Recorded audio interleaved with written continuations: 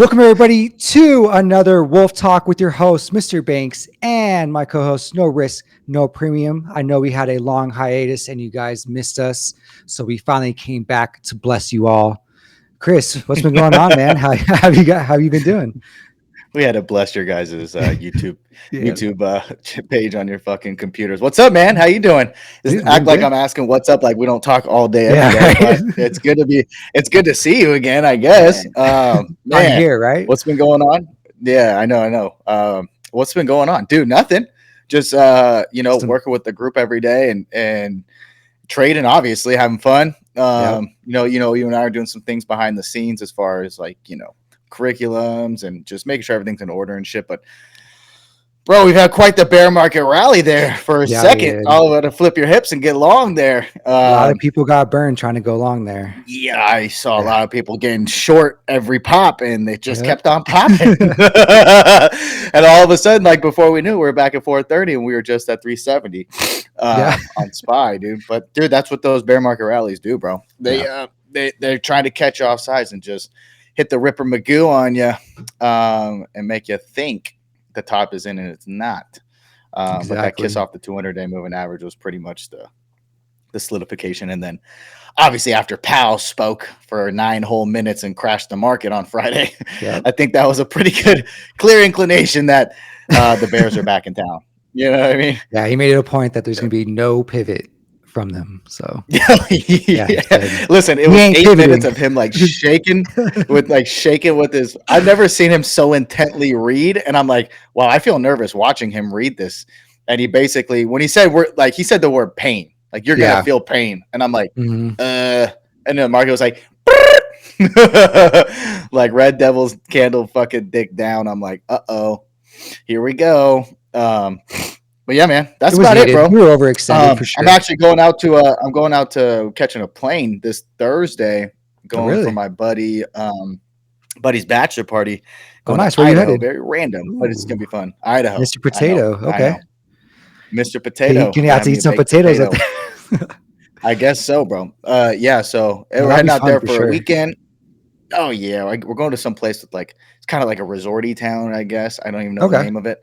I'm just along for the ride. It's like a Yep. lake and golf course and all this shit. I'm sure the listeners, if we have enough listeners, might know where it's at. Yeah. But yeah, man, I'm doing that this weekend. So that'll be fun. So I won't be able to trade with the guys, guys and gals all Thursday and Friday.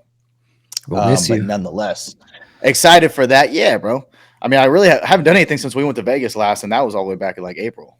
Yeah. You know, No, you yeah. definitely need that time, especially as a trader, to get away from the screen, Get a clear your little bit away mind. from the screen time. Yeah. Yeah. Especially we're going Absolutely. out. Basically, it's everyone want to go out and be in the wilderness. I guess that's the whole premise of it. And I'm just like, hope we don't get fucking. That's how all those scary movie shots start. They're like, Yeah. we're going to the cabin in the woods. And then you look out the window and someone's wearing the fucking bunny mask, and you're like, what the fuck is happening right now? Just electricity gets Yeah. cut off, storm comes in. I know. It's Yeah. like, oh no. No, that's good. That's Oh good. You've god. been Now, good. now I'm a little fucking worried for the trip all of a sudden.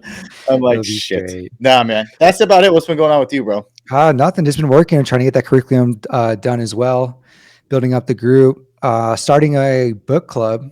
So I've been trying to get that in order Oh yeah, I saw so that. that we can keep that all I saw that. I organized saw with that. everybody. Going to start Yeah, trading in the fuck yeah. zone with the group. So that'll be fun next There you month. go. That's a good one. Building, We need creating content, creating a lot of content. Just really trying to push that right now. Yeah, just trying to make sure our members get paid daily is the name of the game. we for got me. we got started on the podcast, the MFCEO project. That was We a cool did. little thing that we did too as well. We did. Everybody would just if you don't listen to Andy Frisella already, MFCEO project in the podcast. It's called Real Talk now, but it started as MFCEO project back in 2015, basically for entrepreneurs, self-development, mindset, mental toughness, just not being a little bitch. But yeah, anyway, it's a good dose of him It's every been day. great. I mean, I think I'm seeing in the group people have more discipline now from Yeah. listening to the podcast. I'm seeing people be more active physically for their health too, which is Oh awesome yeah. to see. No, that's A lot of people that's the awesome part. yeah, Yeah, they're you getting can't after you can't it. have like a healthy mind without a healthy body too. Yep. They go It's hand in hand facts. for sure. But anyway, bro. Anyway, we can Yeah, chit let's get chat, to the act like we don't topic. fucking talk all day already. Hey, what are we gonna be talking about today, bro? I mean, from seeing going on in the market, I think everybody needs to know a little bit more about risk management. and what Okay. goes on with that and what that details. Because I think there's a lot of, I don't think people really know risk management. They know the word, but they don't know what Hmm. it entails exactly. Yeah, yeah, So yeah. what are I your think thoughts I on think risk management? well, I mean, it's very important to me. I think capital conservation, like how you conserve your capital. You can make a fuck ton of money, but you can lose a fuck ton of money too, right? Like Absolutely. you have to realize in the market, like the best way traders succeed is understanding where the best R&R is, the best place that you can get in and get out of a position where it's most likely to go in the direction in which you believe, whether you're long or short. And so for me, it's how much capital you can keep, and how much you keep is by the amount of times that you get into a position. That's more risk, more opportunity to lose capital in the sense of things if a trade were to go against you. Okay, so for me, dude, I think the most important part of that risk management is having patience. Yep. You have to have patience.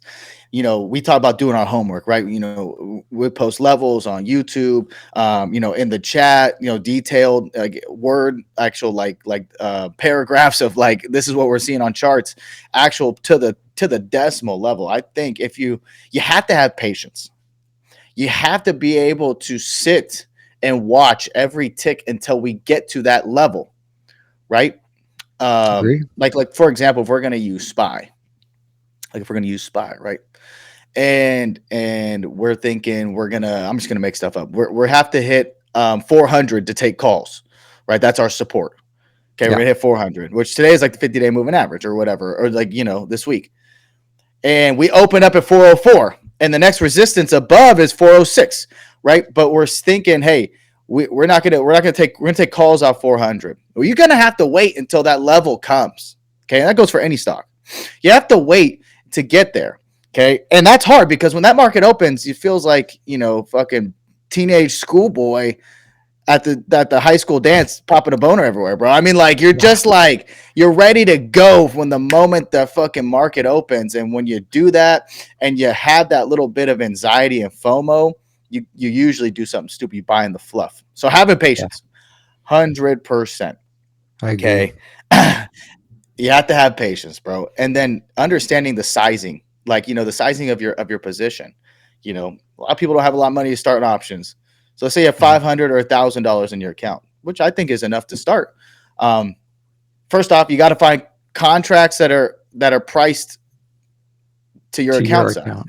Yeah. Yeah, to your account size. So to me, you should never have more than 10% on any trade, and more than likely, probably not more than 5%, depending on your size. Now, having a $500 account, 10% is $50. Okay, that's 10%. Hedge funds aren't allowed to have more than 12% risk exposure. So if we do 10%, I think a $50 contract is reasonable. And there's tons of stocks out there that you can find for 50 cents, like at the money as well, right? You want to be the strikes closest to the money at that point, where it's the risk reward is in your favor as far as the percentage gains you could get. But think of stocks like Ford, AAL, BAC. Give me another one. Ford, Coca-Cola BAC, is good. AAL, American Coca-Cola, Airlines. KO. Yeah, Yeah. yeah. You go find these stocks where at the money, your contracts are 50 cents or less.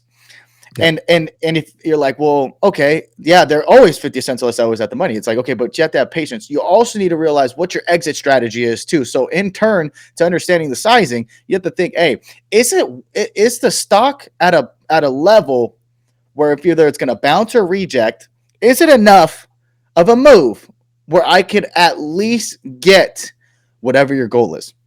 I need 20%, 50%, 100%, whatever. Okay, so you have to realize, is it going to move enough? Like if let's make shit up. Ford has support at 12. $15, and I'm making it up. I'm Yeah. just making it up. 15, right? $15 flat. And you're like, I'm going to take the 1550s, and they're 50 cents right now, and support resistance above, like the pre-market high was 1520. So to me, I'm like, okay, well, you have to realize that contract will move no more than 20 cents, like with the stock, because the stock only moved 20 cents. Like, is that enough risk reward for you, right? Like for your Mhm. contract? Because if you're buying at 50 cents and it goes The stock goes 20 cents. So you're thinking minimum, I'm going to get 20 cents on it. That's still 40% roughly, right? Yeah. Is that enough for you? Are you needing, do you want to look at 150%, 100%, right? So it's all up to whatever the trader thinks for their like their goals of their account as well. So I was going to stop you real quick. So pretty much what you're saying is that we need to understand where our exit is and where our level of the exit Exactly. is when we're Yes. taking a trade before we Yes. even take it. Well, yes. Your Okay. whole plan should be revolved around where you get in, where you get out, right? Yeah. The less time in the market, the better. I use the casino example, right? They don't put clocks in there. They pump it full of AC. The longer you sit at the table, the odds are in the favor of the house. The longer you're in a position naked, the odds are in the favor of the market maker of the house. So bang in, bang out, and go count your dollars, right? Don't spend more time than you have to. If you rob the bank, you don't stick around to see if the fucking cops show up.